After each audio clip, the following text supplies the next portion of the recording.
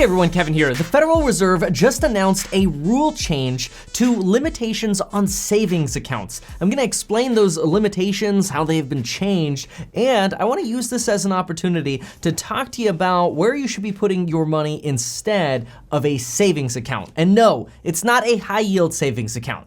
It's something way better. All right, let's hit the rule change first. So here's the thing. The Federal Reserve has a regulation called Regulation D. It doesn't really matter what it's called. Basically, the rule says that if you have a savings account or a money market account, which is kind of like a savings account that might let you write some checks or get a higher yield, it doesn't matter.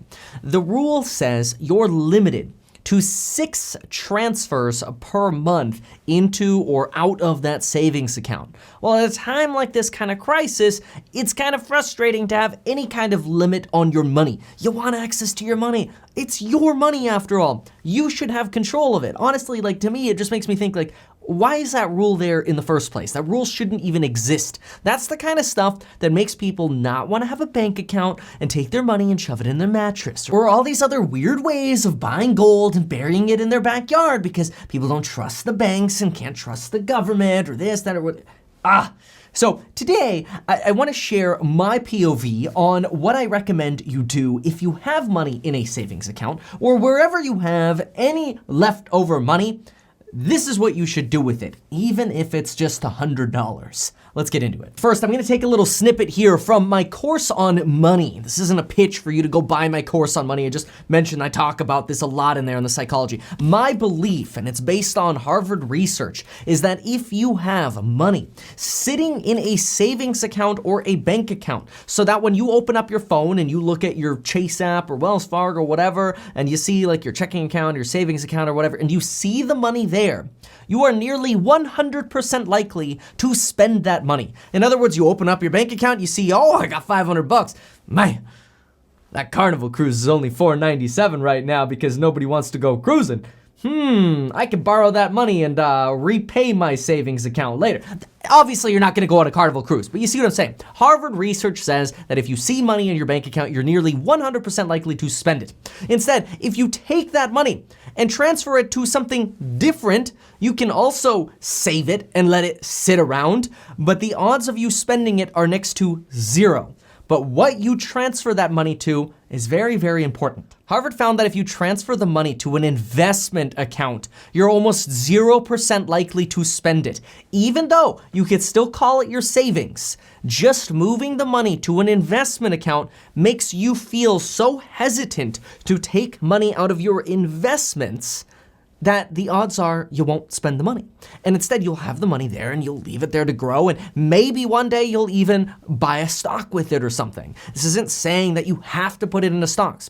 Remember, brokerage accounts or investment accounts are just fancy big words, but you can actually take the money that you have in your savings account. You could take your $500 or $10,000 or $100,000, whatever money you have in your savings account, you could literally transfer it over to a company that lets you buy stocks and not buy stocks. You could just have it sit there, much like a savings account. And now you win on 2 fronts. Number 1, you win the psychological battle. You have it out of sight, out of mind. You're not looking at it in your savings account. According to Harvard, you're not tempted to spend it. This is good.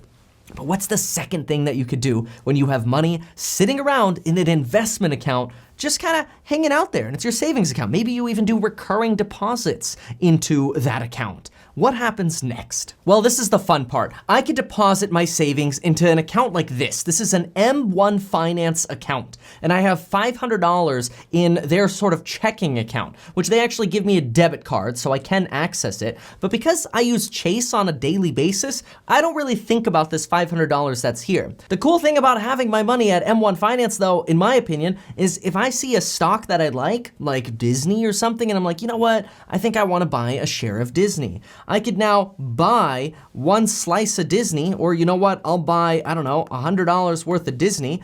It doesn't matter if the share is trading for $100 or not. They'll go ahead and put $100 into Disney for me, and I'll go ahead and buy that, and tomorrow morning at 7 a.m., I'll own $100 more of Disney. So consider what just happened here. The Federal Reserve has a rule saying you could now move money into and out of a savings account as much as you want. Cool, great. But you could do that all day long with a trading account, an investment account, or a brokerage account, which is basically all the same thing, all day long anyway.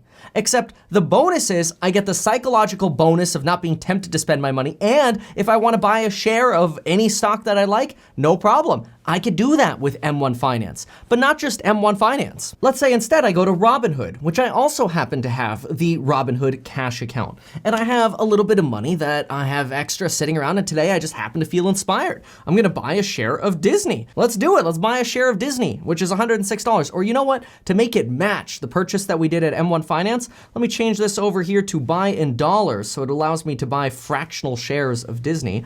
Basically, I'm buying 0.94% of one share of Disney, and there we go. All right, order received. I have now placed my order, so when the market opens up tomorrow, I've now moved exactly $100 and queued it up to buy $100 worth of Disney. So now I'm motivated to actually invest while also not spending my money. And then once you start getting the investing bug like me, and you get your 2 free stocks with Webull, you'll open up the Webull platform, and rather than having to wait until 7 a.m. tomorrow when the market opens with M1 Finance, or 6 a.m. when pre-trading hours open up with Robinhood, I could go over here into the Webull app and just buy 1 share of Disney right now. And let's go ahead and make that a good till canceled order. And let's go ahead and click the little box here that says extended hours on, and let's just buy $106 worth of Disney right now. Confirm using Webull, and there we go. I now own 1 more share of Disney. So if you want to start building your wealth and finally grow some passive income, maybe it's time to ditch that psychologically damaging savings account anyway.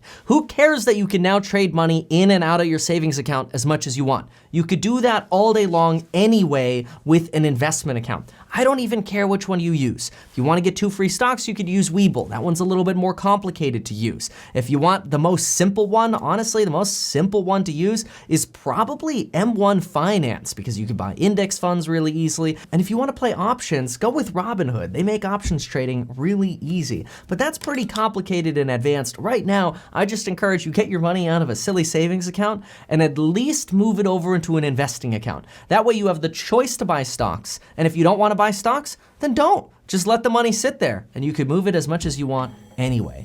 But listen to Harvard and get your money out of a savings account. Thanks so much for watching. Remember, you can get your free quote for life insurance and sign up within just 5 minutes on your phone for life insurance. Also, join me in my amazing programs, link down below. I teach you psychology just like this, except I teach you how to make hundreds of thousands of dollars by buying real estate below market value, managing real estate yourself, and building your passive income. And of course, if you're an agent, learning how to sell real estate better. Thank you so much for watching, everybody, and until next time.